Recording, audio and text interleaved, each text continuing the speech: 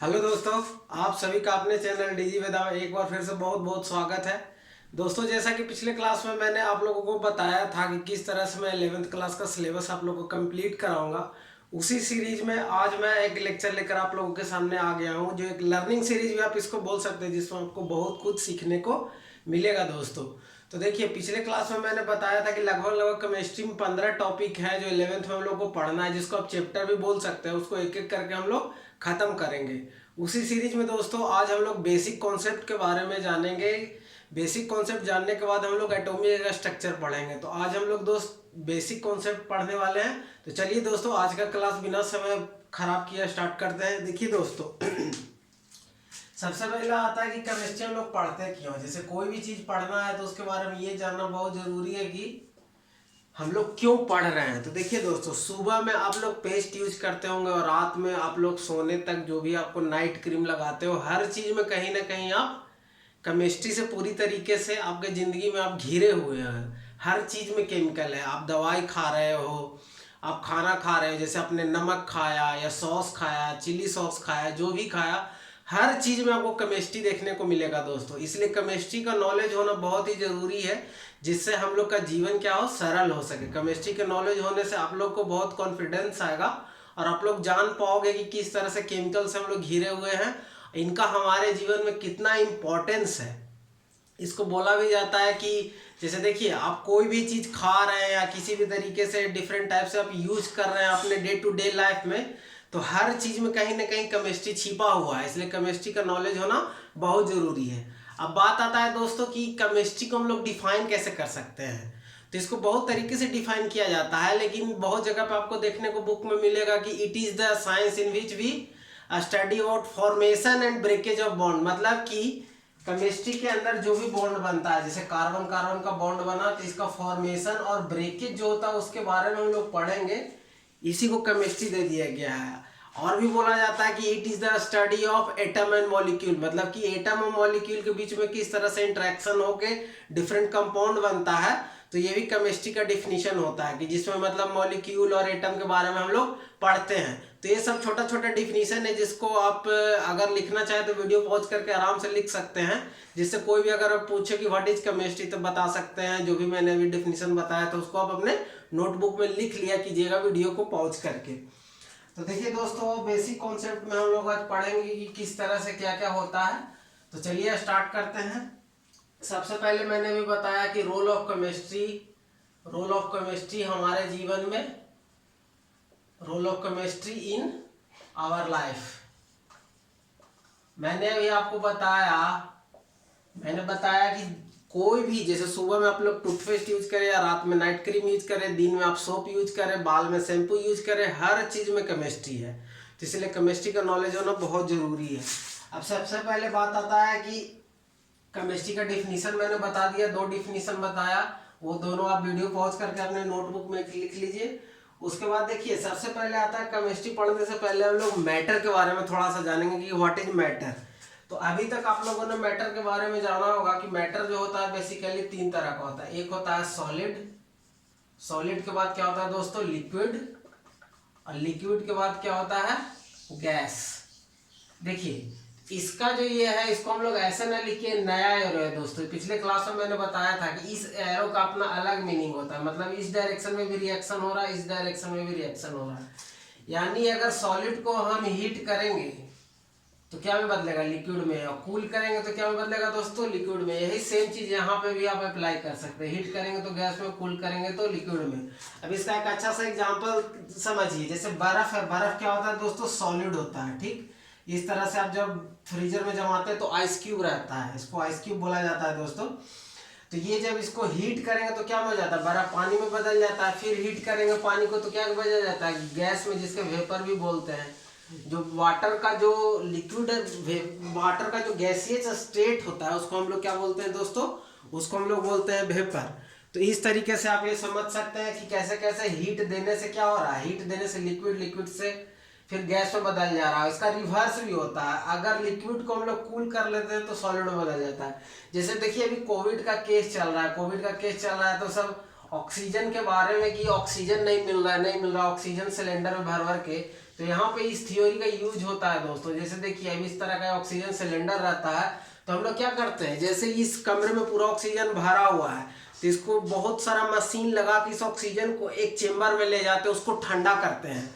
तो ठंडा करने से क्या होता है दोस्तों कि जो गैस है, ऑक्सीजन जो गैस है वो क्या में बदल जाता है, लिक्विड में बदल जाता है। लिक्विड में बदलने के बाद उसको हम लोग क्या करते हैं, सिलेंडर में भर देते हैं। उसके बाद जहां भी अस्पताल में जरूरत है वहां भेज देते हैं। जैसे आपके घर में जो एलपीजी रहता है उसका फुल फॉर्म क्या होता है, लिक्विड पेट्रोलियम गैस। जैसे वो नोब के पास जब जलता है तो वो गैस के रूप में रहता है, और रेगुलेटर में आते ही लिक्विड से गैस में चेंज हो जाता है। रेगुलेटर में इस तरह का अरेंजमेंट है कि जब एटमॉस्फेरिक प्रेशर पे आता है तो लिक्विड से गैस में चेंज हो जाता है। नॉर्मली जो आपके घर में जो कुकिंग गैस है, एलपीजी सिलेंडर है, उसमें जो गैस रहता है दोस्तों वो लिक्विड स्टेट में रहता है। इसका नाम ही है लिक्विड पेट्रोलियम गैस। तो इस तरह से आप देख रहे हैं कि किस तरह से आपको केमिस्ट्री ने चारों तरफ से घेर लिया है, इसलिए केमिस्ट्री का नॉलेज होना बहुत जरूरी है। तो देखिए सॉलिड से क्या में बदलता है दोस्तों, लिक्विड, लिक्विड से गैस में। तो सॉलिड, लिक्विड और गैस में बेसिक डिफरेंस ऑफ केमिस्ट्री में होता क्या है ये हम लोग जानेंगे। देखिए जब इंटर एटॉमिक डिस्टेंस मतलब एक एटम से दूसरे एटम का डिस्टेंस जो सॉलिड में रहता है बहुत कम रहता है दोस्तों। मान लिया 1 नैनोमीटर है, 1 नैनोमीटर है, बहुत छोटा डिस्टेंस होता है। 1 नैनोमीटर बराबर 10⁻⁹ मीटर होता है दोस्तों। अगर नहीं जानते तो इसको लिख लीजिए। उसके बाद लिक्विड में क्या होता है कि 1 10⁻⁶ मीटर हो जाता है, जिसको माइक्रोमीटर बोलते हैं, माइक्रोमीटर बोलते हैं। उसी तरह से आप गैस में जाइएगा तो और क्या होगा, मतलब ये आप लोग जानिए कि जैसे इंटरमोलिक्यूलर जो डिस्टेंस रहता है, जो भी डिस्टेंस रहेगा, ये जो इंटरमोलिक्यूलर जो डिस्टेंस है दोस्तों ये क्या होगा, बढ़ते जाएगा। जो सॉलिड में है बहुत पास पास मॉलिक्यूल होते हैं, लिक्विड में उससे ज्यादा डिस्टेंस हो गया, जैसे 2 मॉलिक्यूल है, और ये गैस में एकदम फ्री हो जाता है। इनके बीच में क्या होता है, डिस्टेंस बहुत ज्यादा हो जाता है। इसीलिए जब हमको सॉलिड से लिक्विड में बदलना है, यानी नजदीक में जो चीज है उसको दूर लाना हो, तो क्या करना पड़ेगा, एनर्जी देना पड़ेगा। तो जब हम हीट के रूप में एनर्जी देंगे तो इन लोग के बीच में जो डिस्टेंस कम था मॉलिक्यूल के बीच में दोस्तों, वो डिस्टेंस बढ़ जाएगा, लिक्विड में बदल जाएगा। उन दोनों के बीच में डिस्टेंस मॉलिक्यूल के बीच में बढ़ जाएगा और सॉलिड से लिक्विड में चेंज हो जाएगा। उसी तरीके से लिक्विड से जब गैस में चेंज करना हो दोस्तों तो उसको भी हीट देना पड़ता है। हीट देने से क्या होता है कि इसके बीच में जो मॉलिक्यूल के बीच का जो डिस्टेंस था, ये जो कम था लिक्विड में, गैस में और बढ़ जाता है। तो इस तरह से आप देख रहे हैं कि जब मॉलिक्यूल को दूर ले जाना हो तो हम लोग को हीट देना पड़ता है, जब मॉलिक्यूल को नजदीक लाना हो तो हीट निकालना पड़ता है। तो जैसे अभी देखिए ये गैस है, तो अभी क्या होगा, ये जैसे ऑक्सीजन है, ये गैस है, एयर है, गैस है, इसको अगर लिक्विड में चेंज करना होगा तो हम लोग ठंडा करते हैं। इसीलिए जब ऑक्सीजन सिलेंडर में भरा जाता है तो इसको ठंडा किया जाता है। तो ठंडा करने से मॉलिक्यूल पास पास आ जाते हैं और गैस है वो लिक्विड में चेंज हो जाता है और उसको हम सिलेंडर में भर कर दे देते हैं। तो इस तरह से हम लोग का फेज चेंज होता है। ये हम लोग बेसिकली ये हम लोग का बेसिक है, ये जानना जरूरी है कि मैटर किस तरह से बिहेव करता है। तो मेन मैटर के बिहेवियर में बेसिक डिफरेंस यही होता है कि उसके मॉलिक्यूल में जो इंटरनल अरेंजमेंट रहता है उसमें डिस्टेंस कम या ज्यादा हो जाए तो वो सॉलिड, लिक्विड और गैस में चेंज हो जाता है। आप देखिए तो मैटर के बारे में जान लिया कि सॉलिड, लिक्विड, गैस होता है। उसके बारे में जानेंगे कि मैटर को और अलग तरीके से भी हम लोग कैटेगराइज करते हैं। देखिए उसके बारे में जानेंगे। एक होता है दोस्तों होमोजीनियस मिक्सचर, एक होता है हेट्रोजीनियस मिक्सचर। देखिए जैसे देखिए मैटर को क्या में एक मिक्सचर हो जाएगा दोस्तों, और दूसरा हो जाता है, इसको हम लोग प्योर सब्सटेंस बोलते हैं, इसको बोलते हैं प्योर सब्सटेंस। इसको बोलते हैं दोस्तों मैटर जो हो गया, एक हो गया मिक्सचर में डिवाइड और दूसरा हो गया, जैसे कोई भी मैटर होगा तो यही 2 कैटेगरी में फॉल करेगा प्योर सब्सटेंस में। प्योर सब्सटेंस में भी 2 कैटेगरी हो जाता है दोस्तों, एक होता है एलिमेंट्स, एक होता है एलिमेंट्स, एक होता है कंपाउंड, एक होता है कंपाउंड्स, एक होता है एलिमेंट्स, एक होता है कंपाउंड। इसमें एक हो जाता है दोस्तों हेट्रोजीनियस मिक्सचर और homogeneous mixture. Heterogeneous mixture short में लिख रहा हूं दोस्तों ताकि वीडियो ज्यादा लंबा ना हो, और होमोजीनियस मिक्सचर। आप देखिए हम लोग जानेंगे कि हेट्रोजीनियस और होमोजीनियस मिक्सचर क्या होता है। जैसे देखिए दोस्तों मैटर हो गया, मैटर में क्या हो गया, मिक्सचर हो गया, प्योर सब्सटेंस हो गया, अलग अलग कैटेगरी का। तो पहले हम लोग मिक्सचर को समझ लेते हैं। देखिए मिक्सचर क्या होता है दोस्तों कि कोई भी एक एलिमेंट को, कोई भी एक पदार्थ को दूसरे पदार्थ में किसी भी अनुपात में मिला दे। जैसे कि एक बड़ा सा एक बोरी हम लोग क्या ले, बालू ले, रेत ले, सैंड ले, और उसमें एक मुट्ठी भर हम उसमें साल्ट मिला देते, इसको क्या बोलेंगे दोस्तों, इसको बोलेंगे मिक्सचर।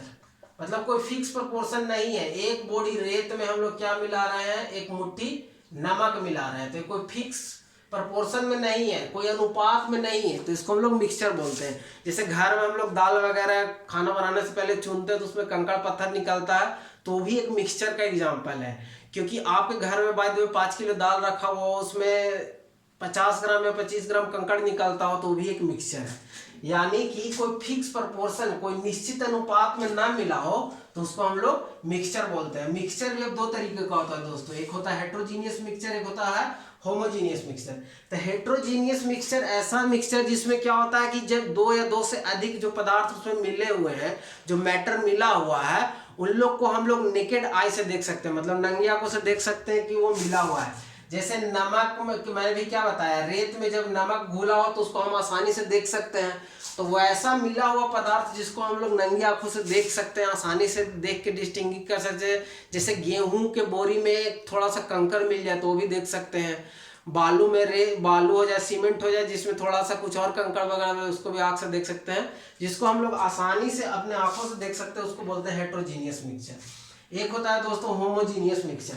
जैसे आप लोग घर में भी गर्मी का दिन है शरबत बनाते हैं तो उसमें चीनी घोलते हैं, तो जब चीनी घोलते हैं, एक गिलास आपने पानी लिया, उसमें चीनी डाला, घोला, तो इस तरह से मिल जाता है कि घोलने के बाद आपको पता नहीं चलेगा कि पानी के अंदर जो चीनी हम लोग डाले तो घुल के गया कहाँ, उसको आप नंगी आंखों से नहीं देख सकते, उसको पूरी तरीके से मिल जाता है। जैसे कॉफी बनाते हैं तो उसमें चीनी डालते हैं तो पूरी तरीके से घुल जाता है, चाय बनाते हैं तो उसमें चीनी डालते हैं तो उसमें पूरा घुल जाता है। जैसे जूस हम लोग को मीठा लगता है, उसमें भी चीनी घुला हुआ है लेकिन वो चीनी दिखता नहीं है। तो ऐसा सॉल्यूशन जिसके अंदर जो एक घुला हुआ हो और एक सॉल्यूट, एक सॉल्वेंट जो मिला हुआ हो, ये सॉल्यूशन में पढ़ाऊंगा मैं सॉल्यूट सॉल्वेंट क्या होता है, लेकिन अभी जान लीजिए, जिसको हम लोग नंगी आंखों से पता नहीं कर सके कि इसमें घुला हुआ, उसको हम लोग देख नहीं सकते, जो पूरी तरीके से मर्ज हो जाए, मतलब मिल जाए, उसको बोलते हैं होमोजीनियस। जिसको इसको बोलते हैं हेट्रोजीनियस, जो पूरी तरीके से ना मिले, इसको बोलते हैं होमोजीनियस, जो पूरी तरीके से मिल जाए। तो ये मिक्सचर का डिफिनीशन हो गया, उसके बाद हेट्रोजीनियस और होमोजीनियस मिक्सचर हो गया। इसी तरह से आप बहुत सारा एग्जांपल सोच सकते हैं दोस्तों, तो ये मिक्सचर का हो गया। अब हम लोग आते हैं दोस्तों प्योर सब्सटेंस पे। प्योर सब्सटेंस क्या होता है दोस्तों, देखिए एलिमेंट हो गया और कंपाउंड हो गया। अब हम लोग बात करेंगे एलिमेंट क्या होगा, जैसे फ्लोरीन हो गया, क्लोरीन हो गया, ब्रोमीन हो गया, सोडियम हो गया, बेरियम हो गया, ये सारा कार्बन हो गया, ये सारा एलिमेंट है। तो इसमें देख सकते हैं कि एक ही टाइप का एलिमेंट का मॉलिक्यूल मैं लिखा हूं, मतलब इसमें कुछ मिला हुआ ना हो, जो फ्री स्टेट में एग्जिस्ट करता हो, जो अपने स्वतंत्र रूप से एग्जिस्ट करता हो, उसको एलिमेंट बोलते हैं। और एलिमेंट के मिलाने से एक फिक्स्ड प्रोपोर्शन में, इसमें क्या था कि कोई प्रोपोर्शन नहीं, मतलब कोई अनुपात नहीं था, लेकिन इसमें क्या मिलाते हैं, फिक्स प्रोपोर्शन में मिलाने से जो बनता है उसको कंपाउंड बोलते हैं। जैसे अब H2O बनाना हो तो H मिलाएंगे 2, H2O प्लस O मिलाएंगे तो क्या बन जाएगा H, इसको मिलाएंगे तो क्या बनेगा H2O। जैसे ये दो एटम क्या हो गया, दो एटम हाइड्रोजन का, एक एटम ऑक्सीजन का मिलके H2O बनाया था, 2:1 अनुपात में ये बना हुआ है, तो ये फिक्स्ड है। 2 अनुपात हम लोग को हाइड्रोजन मिलाना होगा, 1 अनुपात ऑक्सीजन मिलाना होगा, तब हम लोग को एक मॉलिक्यूल मिलेगा, किसका दोस्तों, पानी का मिलेगा, वाटर का मिलेगा। इसी को कंपाउंड बोलते हैं, जब फिक्स प्रोपोर्शन में, एक निश्चित अनुपात में। इसी तरह से आप जितना बोल सकते हैं, HCl हो गया, H2SO4 हो गया, HBr हो गया, NaCl हो गया, सारा दोस्तों देखिए फिक्स प्रोपोर्शन में है। तो वैसा पदार्थ जो फिक्स पर, वैसा मैटर, वैसा पदार्थ जो फिक्स प्रोपोर्शन में मिलाने से बनता है उसको हम लोग कंपाउंड बोलते हैं। एलिमेंट जो खुद एग्जिस्ट करता हो अपने आप में, जिसको फर्दर डिवाइड नहीं किया जा सकता हो, तो ये हो गया प्योर सब्सटेंस का। एलिमेंट किसको बोलते हैं, कंपाउंड किसको बोलते हैं, इसके बारे में मैंने बता दिया। अब थोड़ा सा हम लोग जानेंगे एटम और मॉलिक्यूल में क्या डिफरेंस होता है दोस्तों, कि एटम हम लोग किसको बोलते हैं और मॉलिक्यूल को इसको बोलते हैं। देखिए दोस्तों, एटम जो होता है किसी भी तत्व का वो छोटा, सबसे छोटा, atom is the smallest particle of any element. Atom is the smallest